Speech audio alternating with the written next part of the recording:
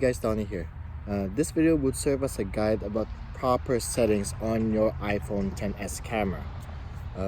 We'll go from 4K to 1080. Of course, we'll try different ones with 60 frames per second, 30 frames per second, 24. I hope this serves as a pretty good guide for you if you're thinking about shooting small short films using the iPhone. Right now I'm not using any lav mic, so I'm using the mic that's on the camera right now.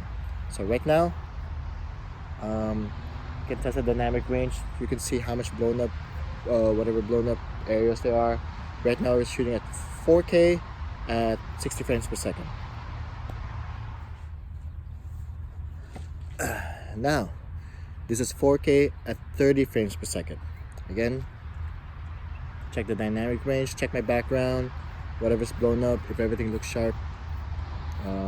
Of course the frame rate is a big difference, but you can kind of see the quality from there.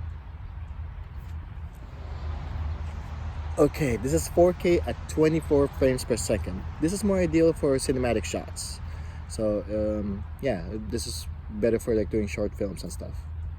Again, check my background, check my foreground. Also see if this is, I'm wearing stripes, so check if you can see the details on that one. Okay, this one's shooting at 1080p at 60 frames per second. Again, the original video will be a 4K video, so this will be upscaled to 4K. But you can kind of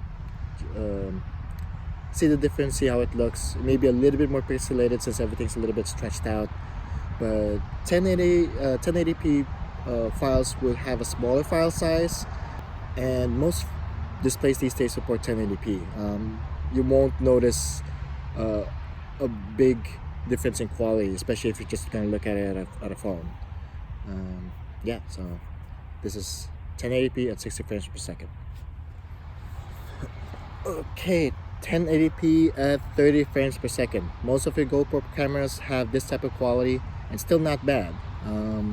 Again, most TVs have 1080p resolution, and most smartphones only support up to 1080p these days. There's no 4K smartphone yet, maybe a couple. But at 30 frames per second, again, it's upscaled to 4K, so see how it is. Okay, this is 720 resolution at 30 frames per second. You would this is like webcam quality. Still some cheaper TVs support 720p. Most smartphones, especially the smaller smartphones, can go only up to can only view up to 720p anyways. I mean, you won't notice the difference as much. So just to give you an idea.